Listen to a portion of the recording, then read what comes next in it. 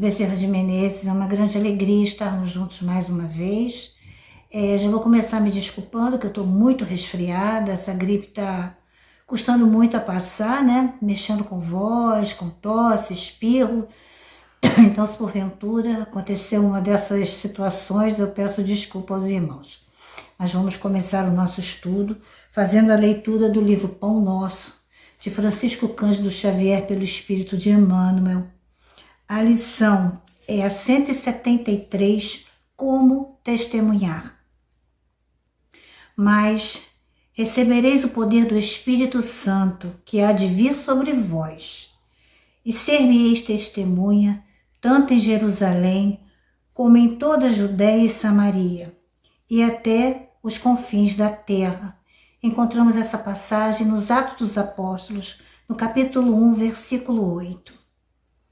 E Emmanuel nos fala da seguinte maneira: realmente, Jesus é o Salvador do mundo, mas não libertará a terra do império do mal sem a contribuição daqueles que lhe procuram os recursos salvadores. O Divino Mestre, portanto, precisa de auxiliadores com contribuições de prepostos e testemunhas em toda parte. É impraticável o aprimoramento das almas sem educação, e a educação exige legiões de cooperadores. Contudo, para desempenharmos a tarefa de representantes do Senhor na obra sublime de elevação, não basta o título externo com vistas à escola religiosa. Indispensável a obtenção de bênçãos do alto por intermédio da execução de nossos deveres, por mais difíceis e dolorosos. Até agora, conhecemos a saciedade na terra, o poder de nominar, governar, recusar e ferir, de fácil acesso no campo da vida. Raras criaturas, porém, fazem por merecer de Jesus o poder celeste de obedecer, ensinando, de amar, construindo para o bem, de esperar, trabalhando, de ajudar desinteressadamente. Sem a recepção de semelhantes recursos que nos identificam como trabalhador divino e sem a possibilidade de refleti-lo para o próximo em espírito e verdade, através de nosso esforço constante de aplicação pessoal do Evangelho, poderemos personificar excelentes pregadores, brilhantes literatos ou notáveis simpatizantes da doutrina cristã, mas não testemunhas dele. Fechamos nossos olhos e vamos elevar o pensamento a Jesus, agradecendo a Ele nesse instante pela oportunidade, Senhor, de elevarmos a nós mesmos, né?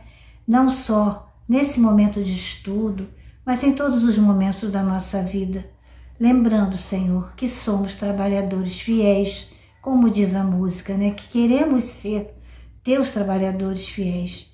Para isso, Senhor, ajuda-nos nas nossas dificuldades, auxilia-nos, Pai, a todo momento, para que possamos sempre elevar o pensamento a Ti em oração, mas principalmente, Pai, em ação no bem, que é o trabalho contigo, que é a nossa tarefa que cada um de nós precisa desempenhar, para não sermos apenas uma casca de alguém que leva a palavra, mas sim o exemplo vivo e ativo de alguém que trabalha contigo, Senhor, nas tarefas sublimes de renovação de nós mesmos. Sê conosco, Pai, hoje, agora e sempre. Que assim seja, graças a Deus.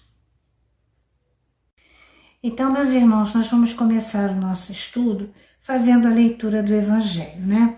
Essa parte do Evangelho, ela é bem interessante, porque ela fala para nós dos trabalhadores da última hora, né? Que nós dizemos, espíritas, que nós somos esses trabalhadores, né?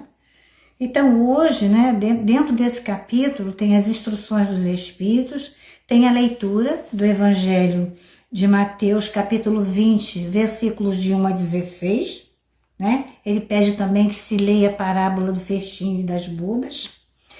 Tem Os últimos serão os primeiros, que já está na instrução dos espíritos. Logo em seguida vem a missão dos espíritas e ele encerra com os obreiros do Senhor.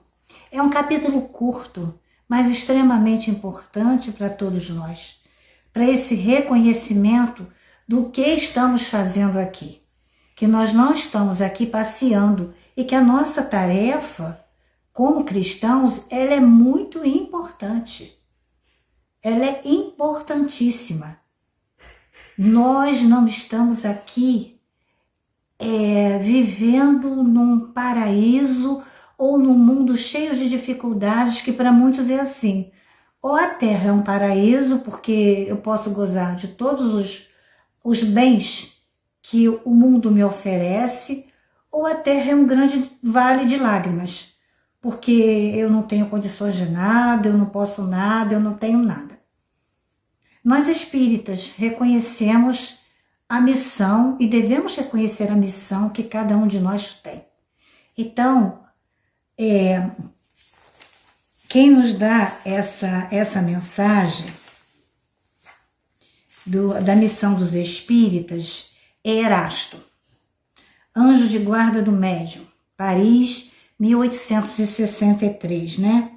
Então, aqui tem uma nota de rodapé que diz que na terceira edição francesa, essa mensagem saiu incompleta e sem assinatura, né? Então, que ela foi completada em confronto com a primeira edição original. Aí é uma nota da FEB de 1948. Então, nós vamos começar a estudar a passagem da missão dos espíritas lá no item 4, no meu evangelho, na página 353, no capítulo 20, que começa assim: não escutais já o ruído da tempestade que há de arrebatar o velho mundo e abismar no nada o conjunto das iniquidades terrenas? De tudo isso que são as dificuldades que todos nós passamos no planeta Terra, será que nós já não escutamos isso? Esse ruído de tempestade, em cima de tempestade, né? Que há de arrebatar o velho mundo, a Europa, o velho mundo, de onde muitos de nós já veio, já viveu, né? Tem até uma música que fala que nós viemos do velho mundo, né? E muitas dessas encarnações, por orgulho, nós nos perdemos, né? Que nós criamos sistemas, lemas, regras de egoísmo. E que desse jeito nós estamos nos afastando de Jesus. E ele continua aqui: bendizei o Senhor, vós que haveis posto a vossa fé na sua soberana justiça, e que novos apóstolos da crença revelada pelas proféticas vozes superiores ides pregar o novo dogma da reencarnação e da elevação dos espíritos, conforme tenham cumprido bem ou mal suas missões, suportando suas provas terrestres. Então nós já reconhecemos a reencarnação, nós já temos esse reconhecimento, sabemos que o bem ou o mal, o bem ou as dificuldades que nós passamos são situações que nós viemos aqui para acertar. Ninguém está pagando nenhuma dívida, a não ser consigo mesmo. Não é? A gente está acertando, a gente está dando prioridade ao nosso ser imortal, à nossa educação, que a página lá falou, né? Segundo os ensinamentos do Cristo. Porque se nós não nos educarmos, meus irmãos, e nós, espíritas, que já reconhecemos na reencarnação uma questão de justiça, justiça com quem? Comigo, com o outro a quem eu lesei de alguma maneira. E novas provas, e novas tarefas, e novas situações vão surgindo na nossa vida para que nós possamos ampliar esse leque não só de conhecimento, mas de vivência dentro da doutrina espírita, dentro da concepção espírita. Ele fala aqui, olha: bendizei o Senhor, vós que haveis posto a vossa fé na sua soberana justiça. E a gente sabe que Deus é soberanamente justo e bom, que ninguém passa por situações difíceis à toa, que nenhum fardo foi colocado nas nossas costas que nós não pudéssemos suportar, que o desencarne não é o fim, que a vida, mais uma vez, não começa no berço e não termina no túmulo, que nós voltamos e vamos voltar quantas vezes forem necessárias, até que todos nós tenhamos atingido essas virtudes que Jesus tanto nos fala. Né? E ele segue aqui, e que novos apóstolos da crença revelada pelas proféticas vozes superiores. Quem são esses novos apóstolos? Cada um de nós, espíritos, hoje, trabalhadores da doutrina espírita, que temos essa tarefa, olha, e de pregar o novo dogma da reencarnação. Né? Nós temos lá a escala espírita. Aquela escala para nós é muito importante, porque a gente vê o quanto a gente já evoluiu, mas principalmente o tanto ainda que nós precisamos caminhar. Nós temos uma caminhada longa para chegarmos até o arcanjo. E foi até onde Kardec conseguiu chegar. Porque depois do arcanjo, meus irmãos, outras categorias devem existir. Então, nós estamos sempre progredindo, sempre no progresso, conforme tenham cumprido bem ou mal suas missões. Porque o espírito que não cumpriu a sua missão, bem ou mal, ele precisa retornar para seguir adiante e levar o seu conhecimento, tudo aquilo que ele adquiriu, não só de conhecimento intelectual, mas também de conhecimento moral. Aí ele continua. Não vos assusteis. As línguas de fogo, olha as línguas de fogo que estavam na leitura, né?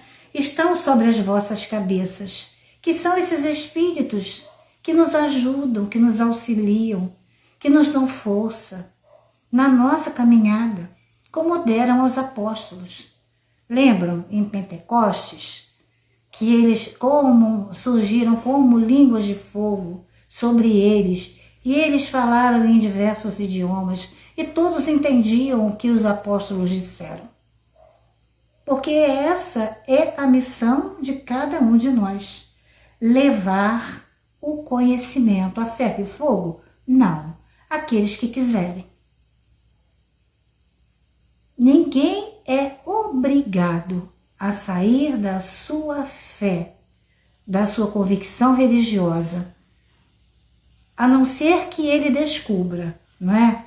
Na doutrina espírita, como eu e muitos dos senhores conseguiu descobrir, uma luz diferente, uma diferença. Durante muitos anos eu fui católica e disse uma vez que eu não acreditava na reencarnação. E aqui estou eu, meus irmãos, falando para vocês sobre esse processo tão importante para o nosso soerguimento espiritual.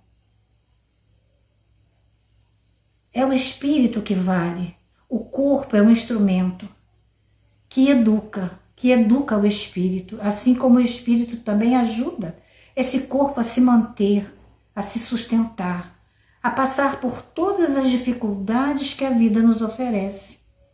Então essas línguas de fogo que pousaram sobre os discípulos no passado, os apóstolos no passado, continuam conosco, nos dando força, coragem, perseverança, fé, vontade de levar o Evangelho a todos aqueles que gostam de falar, como eu e tantas outras pessoas que fazem a divulgação doutrinária.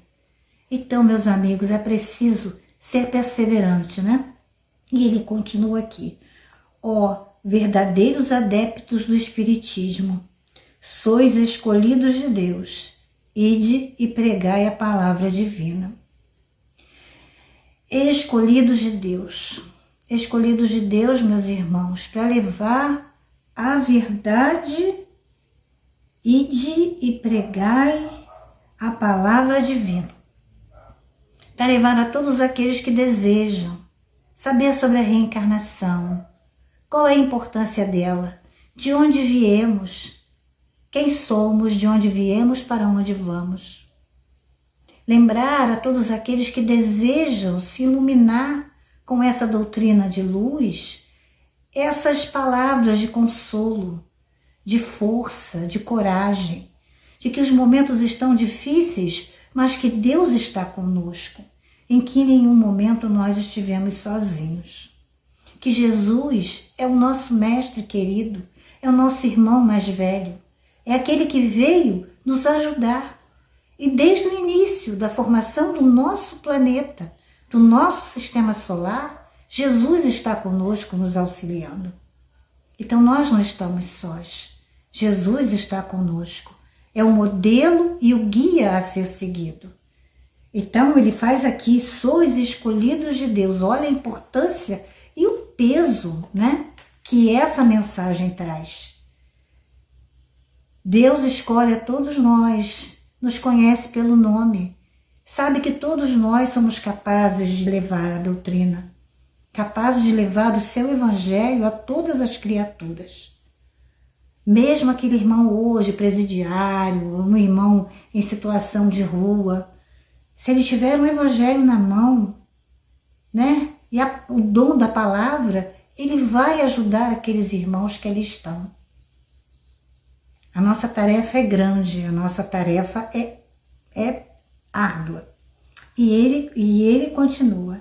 É chegada a hora em que deveis sacrificar a sua propagação, os vossos hábitos, os vossos trabalhos, as vossas ocupações fúteis.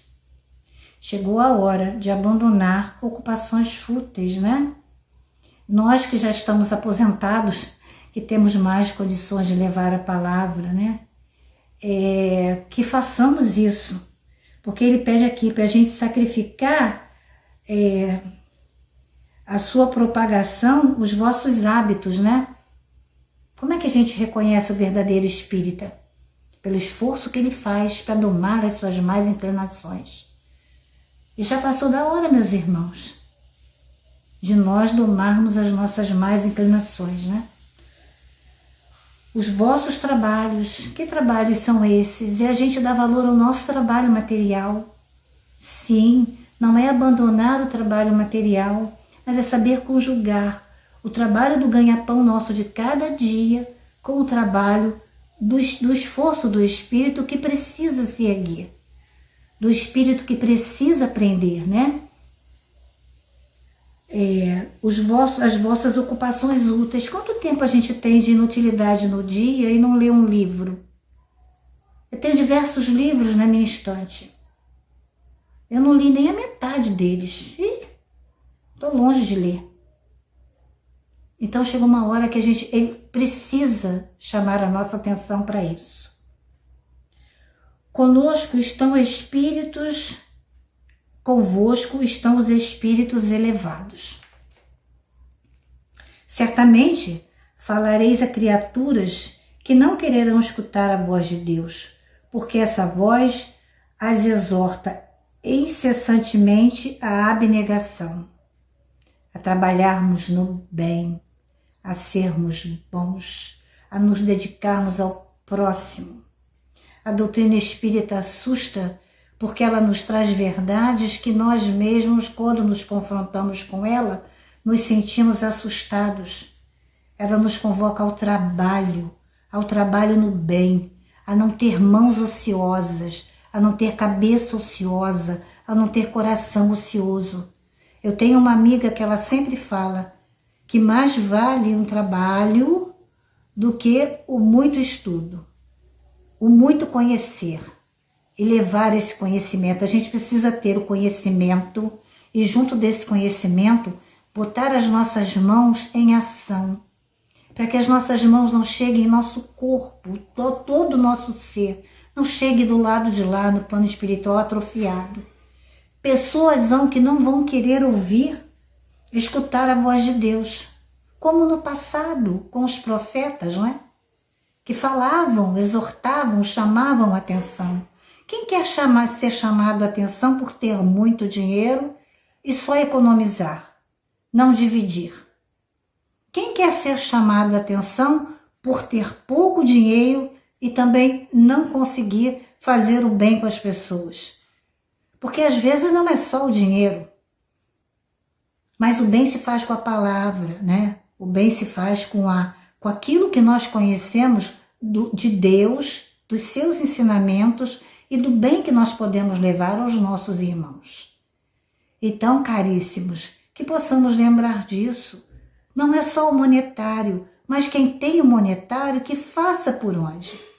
Ontem eu estava vendo um projeto de uma ONG na televisão, que eles levam de volta para os lares os irmãos que vieram trabalhar aqui no Rio de Janeiro e que trabalharam uma semana e foram dispensados do trabalho.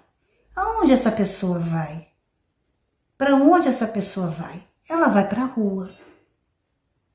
E esse é um trabalho que todos nós, até nós espíritas também precisamos intensificar. Não é? De procurar meios, de nos juntarmos e criarmos situações que a gente possa estar ajudando essas pessoas. Eles não dão dinheiro. Eles fazem um farnel com água, um alimento, compram a passagem, né? A pessoa toma um banho, troca de roupa, fica e vai para a sua terra.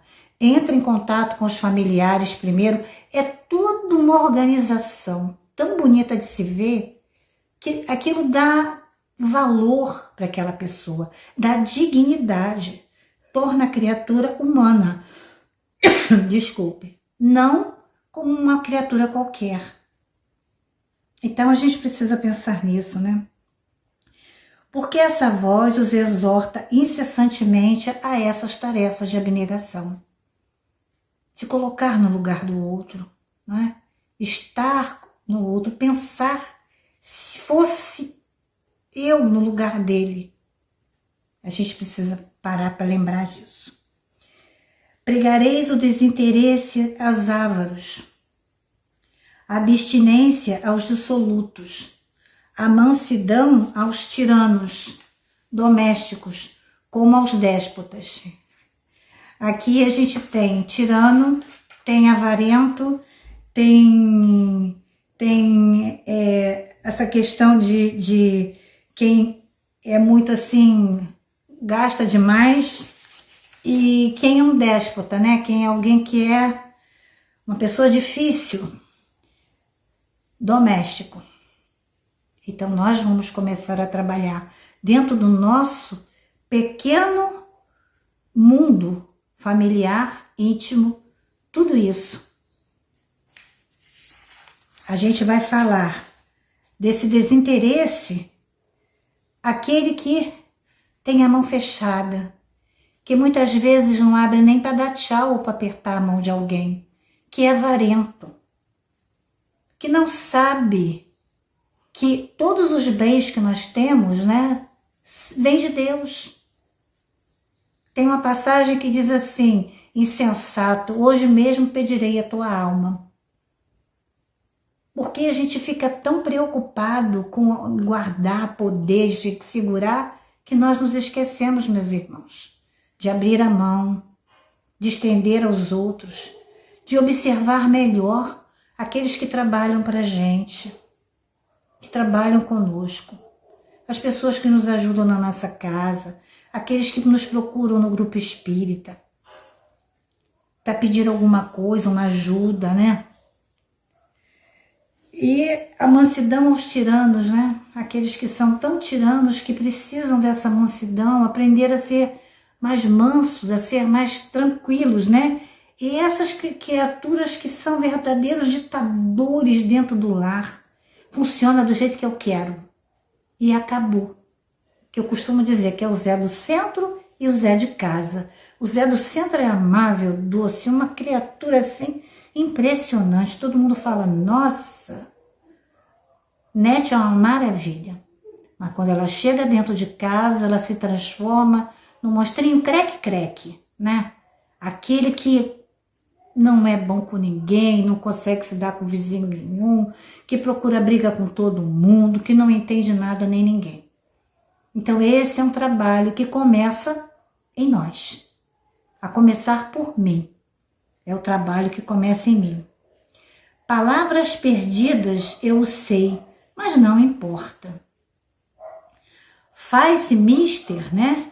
Regueis com o vosso suor o terreno onde tendes de semear, porquanto ele não frutificará e não produzirá, senão sobre os reiterados golpes da enxada e da charrua evangélica. Ide e pregai. Então é um trabalho árduo. Muitas vezes a terra ainda está endurecida. Vamos lembrar, né, da parábola do semeador. Como é que estava a terra? Caiu no espinho, não estava pronto.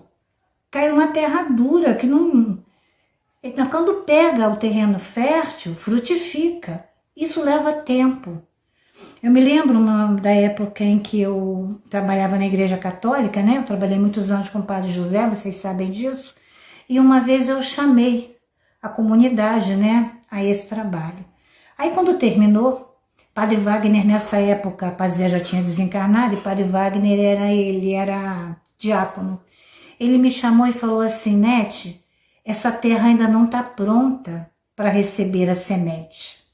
Aí eu abaixei a cabeça assim, ele falou assim: não, mas continua no esforço de que ela comece a se preparar. Porque muitas vezes nós vamos semear, teremos que ressemear, e ressemear novamente, e ressemear de novo. E isso não pode ser para nós motivo de cansaço, mas tem que ser motivo de alegria. Porque muitas das vezes a criatura ainda não está pronta. Ela não está preparada para receber aquele ensinamento, aquela passagem, aquela admoestação que a gente faz, aquele chamamento para que saia do vício, para que largue o cigarro, para que largue essa usura que a gente tem, para que tenha hábitos melhores, para que se vista, né, com dignidade para determinados lugares. Para determinados lugares nós aprendemos, quando éramos mais jovens, que existiam roupas adequadas. Mas hoje está difícil de se entender isso. Roupas adequadas para determinados lugares. Então a gente explica a primeira vez, explica a segunda vez, explica a terceira vez, né?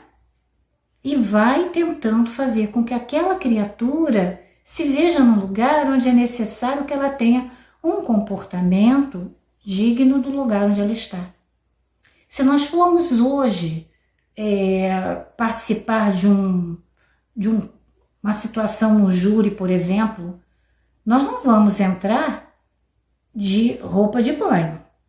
Não vão deixar a gente entrar. Na nossa casa religiosa, as pessoas às vezes entram com uma roupa um pouco mais à vontade. É preciso, né, que à medida que aquela criatura for chegando, a gente vá conversando. E isso serve para tudo na vida. Eu me lembro de uma vez que eu saí com a minha filha. É nunca bom a gente falar da gente, mas são exemplos assim vivos, né? E eu botei nela um shortinho, né, abaixo do umbigo e um topzinho. Quando ela entrou, um senhor olhou para ela com um olhar mais diferente. Eu olhei para ele bem séria, sabe? Ele ficou sem graça, abaixou a cabeça. Mas depois, dentro da nossa consciência, agora vocês veem como é que é a nossa consciência, disse assim: quem é a culpada disso? Eu. Fui eu que deixei ela sair.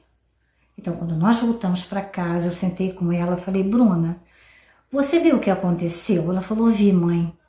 Vamos fazer o seguinte, você usa essas roupinhas quando a gente for para a praia, quando a gente tiver saído de carro, né? E mesmo assim no carro a gente leva uma outra muda, porque a gente nunca sabe o que acontece. Mas quando a gente for a Campo Grande, você bota uma camiseta melhorzinha, bota um short mais comprido, uma bermudinha. Tá legal? Tá bom, mãe. E assim foi feito. A educação, a conversa, é melhor do que você reprimir. Porque na realidade o grande erro foi meu, não do Senhor e nem dela. Porque fui eu que permiti, né? Então quando a gente permite, então a gente tem que insistir nessa semeadura, né, da palavra de Deus. E ele continua assim: ó, todos vós homens de boa fé, conscientes da vossa inferioridade em face dos mundos disseminados pelo infinito. muitas moradas na casa do Pai, muitas moradas já superiores à nossa. Quantos espíritos já em moradas felizes, quantos irmãos já em mundos de regeneração ou em mundos de bons, né? Quantos irmãos em mundos superiores ou inferiores também. Lançai-vos em cruzada contra a injustiça e a iniquidade. Ide e proscrevei esse culto do bezerro de ouro que cada dia mais se alastra. Quer dizer, o culto da mentira, o culto do dinheiro, o culto do materialismo, o culto de que, olha só, eu só tenho uma vida e eu vou viver essa vida. É direito da pessoa, gente, é o livre-arbítrio dela. Mas é preciso que em algum momento, se for possível, nós falemos. O mundo não acaba aqui. Só isso. O mundo continua do lado de lá, né? Como diz a Cacá Rezende, do lado de lá tem sol, também tem lua. Do lado de lá a vida continua. É simples assim. É simples assim. Então que muitas vezes as pessoas colocam que não existe vida depois disso. Acabou. Eu morri, eu acabei. Então eu vou gozar. Então, quando nós tivermos oportunidade, nós levemos a esse irmão, a essa irmã, a esse companheiro, essa simples palavra, não. Nós temos uma vida depois. Eu não acredito. Mas você vai acreditar. Por isso a importância da reencarnação. Vocês já pensaram se essa criatura fosse lançada ao inferno? Com ranger de dentes, fogo, fornalha e sem retorno? Sem oportunidade? Então isso aqui é muito importante, né? Porque dá a certeza de que a criatura vai estar assim com uma outra oportunidade. Agora a gente também, como espírita, não pode ficar, olha, mas eu tenho outra oportunidade, eu vou reencarnar outra vez. Não, nós já sabemos, então nós temos que praticar o que nós sabemos, da melhor maneira possível, para que nós possamos evoluir, crescer, né? Aí ele continua aqui. Então esse culto ao bezerro de ouro, ele precisa ser trabalhado muito entre nós, né? Sair do materialismo, ter consciência de que Deus nos ama, né? Ter essa certeza de que a vida não começa no berço, não termina no túmulo, que nós temos uma vida além, que nós temos responsabilidades, que nós temos tarefas, que Deus nos dá tarefas, nos dá, missões mesmo, para que cada um de nós, se é missão ser pai e ser mãe, é missão ser bom empregado, bom empregador, é missão ser bom na rua, ser bom em casa, são missões. Aí ele continua aqui, Deus ide, Deus vos guia. Homens simples e ignorantes, nós nascemos simples e ignorantes e fomos evoluindo e chegamos até aqui como espíritos imortais, né? Com E maiúsculo, né? O espírito, homem, ser que já tem o livre-arbítrio, tem a inteligência. Vossas línguas se soltarão e falareis como nenhum orador fala. Vossas línguas se soltarão. Tende coragem, né? Quando Deus chamou Moisés, vem Moisés, eu tenho uma tarefa para o Senhor, mas Senhor, eu sou gago. Posso não, sou gago. Não, então Arão falar por você. Né? E aí ficou assim, os dois trabalhando juntos. Mas foi difícil para Deus convencer Moisés a tomar aquele cajado e seguir adiante. Como é difícil para nós. Como está sendo difícil para mim com essa gripe, né? Não está sendo fácil, não. Mas a gente precisa ter força, né? A gente precisa ter coragem para fazer. Falareis como nenhum orador, porque a inspiração vem do alto, graças a Deus, né? E os espíritos nos ajudam incessantemente. Ide pregai, que as populações atentas recolherão ditosas as vossas palavras de consolação, de fraternidade, de esperança e de paz. Né? Quanta fraternidade, quanta esperança e quanta paz nós nos levamos ao longo de todo esse processo de pandemia que está começando novamente, né? Além da Covid agora, temos uma outra coisa. Então, todos esses estudos que foram lançados na internet, tivemos oportunidade de conhecer pessoas maravilhosas, porque nós usávamos a internet para besteira. Hoje nós usamos para aprendizado. Olha que coisa maravilhosa, né? Ouvir um Raul Teixeira, um Divaldo, um Haroldo, né? Ouvir Peixinho, ouvir tantas pessoas, a Nete Guimarães, a mãe dela, né? Ouvir os evangelizadores falando. É maravilhoso, é assim, gratificante para todos nós. Então, que importam as emboscadas que vos armem pelo caminho? Somente lobos caem em armadilhas para lobos, porquanto o pastor saberá defender suas ovelhas das fogueiras imoladoras. Então, somente lobos caem em armadilhas para lobos, nós sabemos disso. E nós temos que estar atentos. Porque muitas das vezes nós achamos que estamos e não estamos. As armadilhas são as provas que vêm a todo instante. Seja numa doença, seja numa dificuldade financeira, seja num momento que nós estamos passando de separação.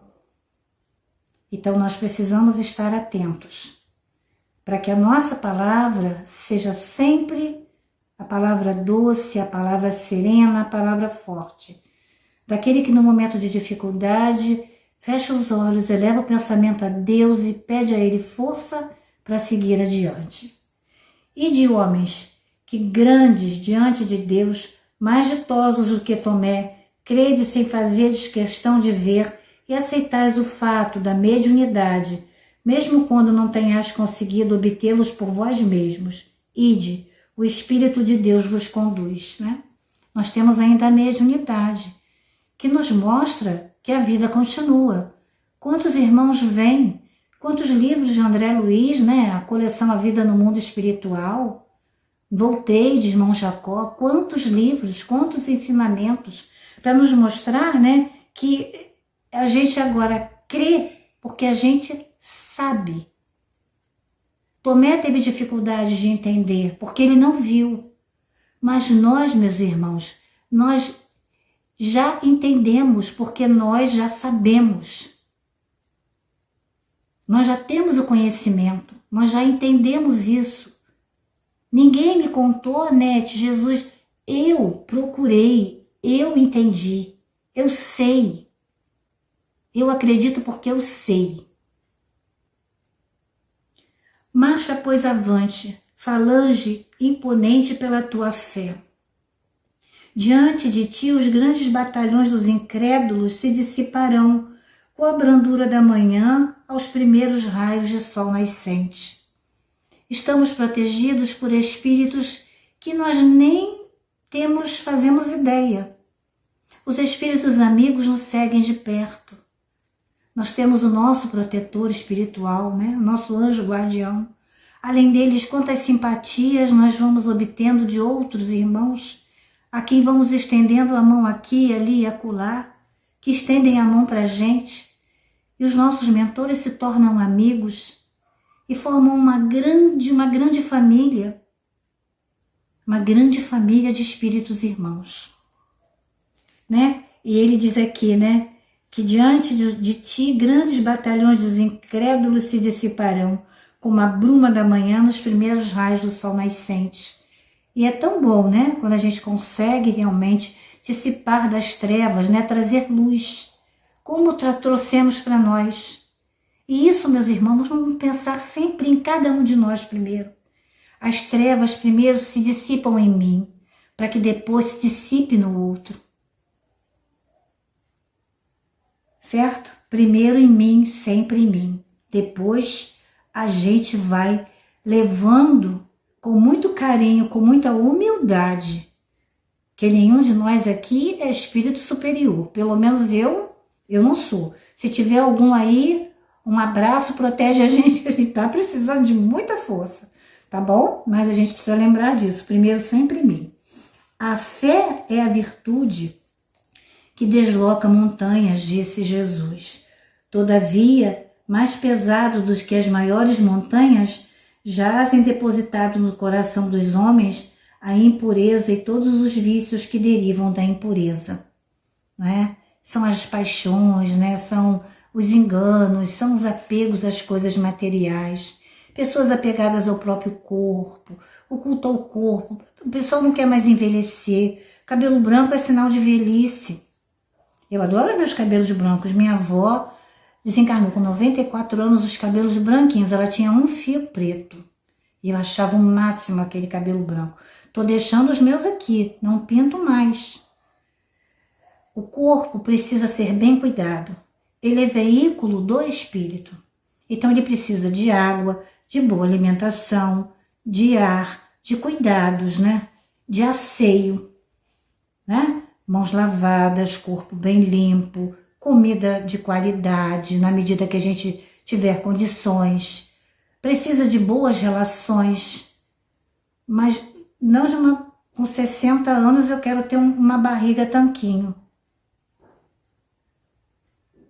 Eu quero fazer uma lipoaspiração e acabo desencarnando.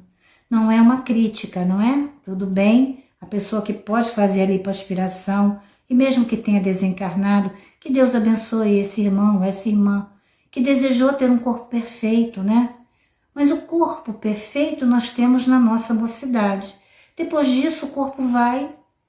A gente pode até terminar a nossa existência com um corpo mais magrinho. Eu engordei muito porque eu tirei a tireoide, né? Então quando você tira a tireoide, seu corpo funciona de uma outra forma. Mas esse culto ao corpo tem que ser o culto ao corpo saudável com qualidade de vida, né? Sempre. Então vamos lá. Parti então cheios de coragem para removerdes essa montanha de iniquidades que as futuras gerações só deverão conhecer como lenda, do mesmo modo que vós, que só muito imperfeitamente conheceis os tempos que antecederam a civilização pagã. Sim, porque lá no paganismo nós também matávamos pessoas, né? Hoje a gente precisa ter uma maior valorização à vida. As pessoas se desentendem e partem para a briga. Eu não me dou com fulano, eu preciso aniquilá-lo, ele precisa sair, eu não quero nem vê-lo. A vida tem um valor. E nós precisamos aprender que quando nós tiramos a vida de alguém, isso tem um valor ainda, um peso ainda muito difícil para nós mesmos. Então, pensamentos, sentimentos e atitudes, tudo isso precisam da educação moral que traz o Evangelho, da educação moral que o Cristo nos deu. O que ele falou para Pedro quando Pedro cortou a orelha de Malco? Embainha a tua espada e lembra-te que quem com a espada fere, com a espada será ferida. Colocou a mãozinha na orelha do soldado romano e a orelha imediatamente voltou ao seu lugar. Então nós precisamos lembrar isso. A própria língua, nossa própria língua é uma espada muito poderosa que destrói. Então tenhamos cuidado com ela. Com a língua nós podemos bendizer e maldizer. E é um outro instrumento muito perigoso dentro disso aqui, ó, que a gente está falando. Então prestemos atenção. E ele continua assim: em todos os pontos do globo vão produzir-se as subversões morais e filosóficas. Nós já temos essa inversão de valores e estamos vivendo esse tempo. Aproxima-se a hora em que a luz divina se espargirá sobre os dois mundos. Quer dizer, vai estar chegando essa hora em que o globo vai produzir essa luz divina que vai se espargir. Muitos de nós achou que a pandemia foi um mal, e do mal cada um de nós tirou um bem. Cada religião falou da sua fé e levou a sua fé pela internet, pelas ondas da internet. E muitas pessoas conheceram a doutrina espírita e outras religiões também. Então está chegando esse tempo que sobre os dois mundos, o mundo físico e o mundo espiritual, essas luzes se espargem, Porque quantos irmãos estão nos acompanhando agora, desencarnados? Nós vivemos sob uma nuvem de testemunhas, correto? Então essa nuvem me acompanha, como acompanha cada um de nós. E depois, e levais a palavra divina aos grandes que a desprezarão, aos eruditos que exigirão provas, aos pequenos e simples que a aceitarão, porque principalmente entre os mártires do trabalho, desta provação terrena, encontrareis fervor e fé. Ide, estes receberão como hinos de gratidão e louvores a Deus, a santa consolação que lhes levareis e baixarão a fronte, rendendo-lhe graças pelas aflições que a terra lhe destina. Olha, baixarão a fronte, rendendo graças a Deus, como nós falamos adiante, que são provas que passam, tudo passa. A dor passa, a tristeza passa, a alegria é momentânea, mas ela vai e vem. Então a gente precisa conservar isso. A fronte erguida, mas também a fronte baixa, para agradecer a Deus por toda essa benesse que Ele nos oferece. Arme-se vossa falange de decisão e coragem. Mãos à obra, o arado está pronto e a terra espera arai. É o que estamos fazendo, meus irmãos, estamos arando.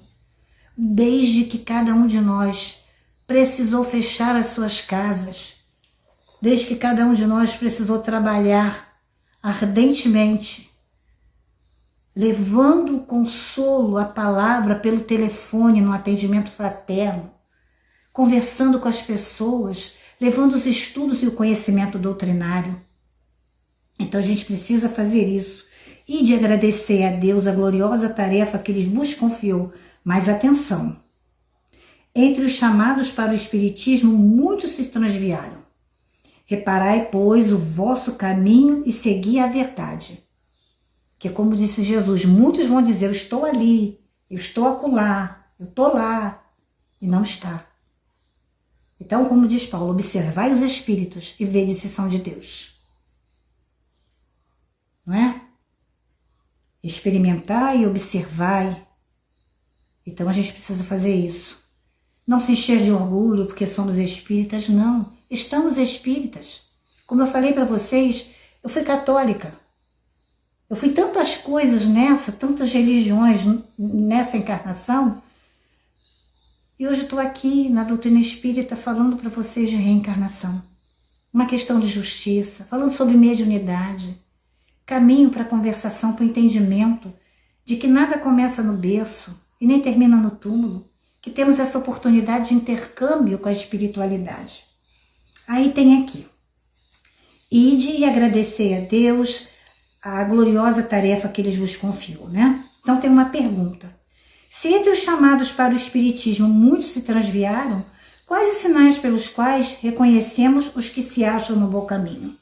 Aí a resposta é a seguinte, reconhecê-los-eis pelo princípio da verdadeira caridade que eles ensinarão e praticarão. Reconhecê-lo-eis pelo número de aflitos a quem levem consolo.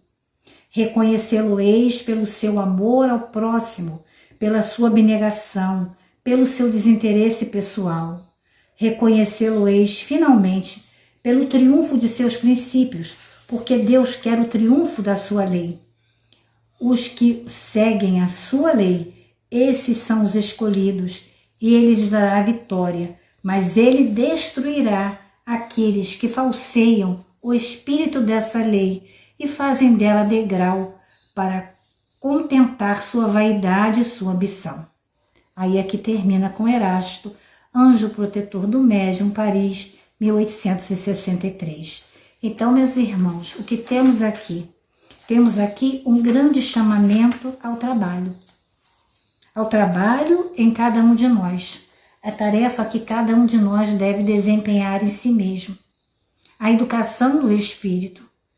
A educação de cada um de nós.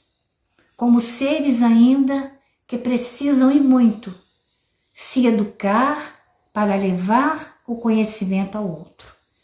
Então, né, dentro desse momento, vamos ver se eu marquei aqui a leitura, tem uma leitura no Evangelho de Emmanuel, que nós gostaríamos de encerrar. Peraí, essa aqui. Que fala sobre o espírita, tá? Eu vou terminar com essa leitura e vou fazer a prece.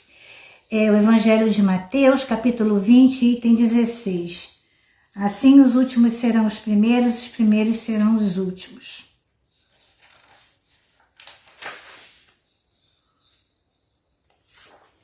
O espírita. O espírita, na prática da doutrina espírita, faz-se realmente conhecido através de características essenciais. Rende constante preito de amor a Deus, começando na consciência. Considera a humanidade por sua própria família.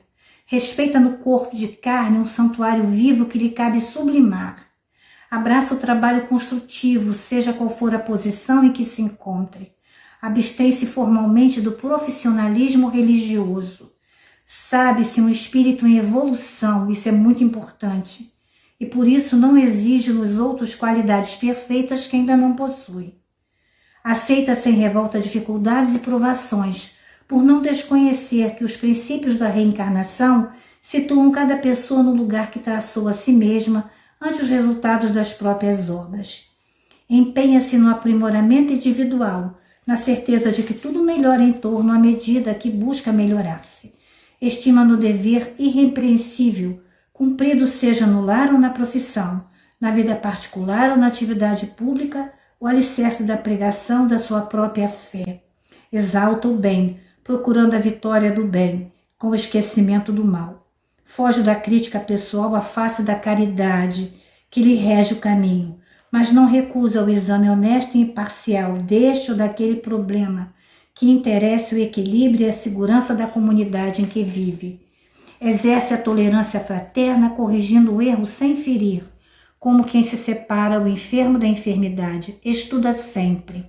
Ama sem escravizar e sem escravizar-se. Não tem presunção de saber e fazer tudo, mas realiza com espontaneidade e alegria o trabalho que lhe compete. Age sem paixões partidárias. Em assuntos políticos, embora seja atento aos deveres de cidadão que o quadro social lhe preceitua, e isso é muito importante nos dias de hoje. Usa as posses do mundo em favor da propriedade e do bem de todos. Evita os excessos. Simplifica quanto possível a própria existência. Acata os preceitos dos outros, enquanto não se sente obrigada a cultivar preceito algum. Definindo-se o espírita na condição de aprendiz infatigável do progresso, será justo lembrar aqui a conceituação de Allan Kardec, no item 7 do capítulo 1 do Evangelho segundo o Espiritismo. Assim como Cristo disse, não vim destruir a lei, porém cumpri-la, o Espiritismo também diz, não venho destruir a lei cristã, mas dar-lhe execução. Encontramos essa passagem em O Livro da Esperança, capítulo 66. E eu li aqui, no Evangelho segundo Emmanuel, nos comentários. Meus irmãos, então vamos fazer a nossa prece. Mestre Jesus, a Ti nós agradecemos pela oportunidade, infinita de termos realizado essa tarefa com tanto carinho, com tanta boa vontade, porque por 2 vezes tivemos que recuar diante de toda essa situação de saúde. Mas Deus sabe de todas as coisas, e nós agradecemos infinitamente até por essa situação de saúde, que nos permite, Senhor, reflexionar melhor sobre o uso que fazemos dos nossos órgãos físicos.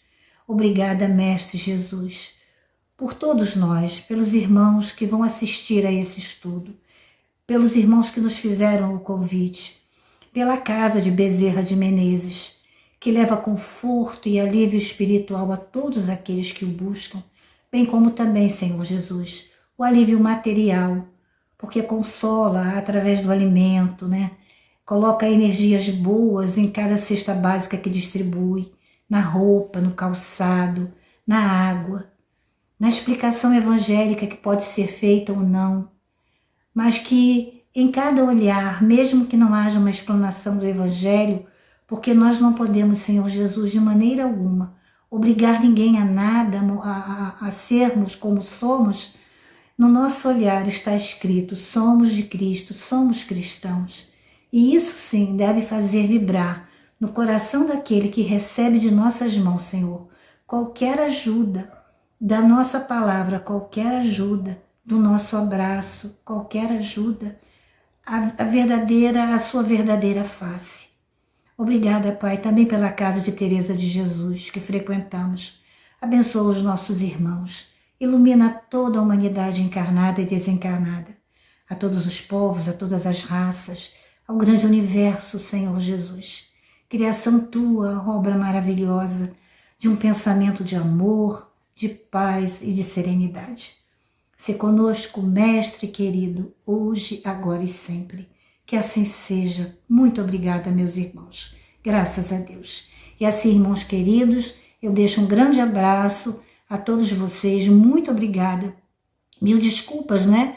Pela não execução das outras tarefas, mas hoje muito felizes estamos por termos resolvido, né? Estarmos aqui, desculpe, com toda a dificuldade para nos sorrirmos. Muito obrigada. Fiquem com Jesus. Graças a Deus.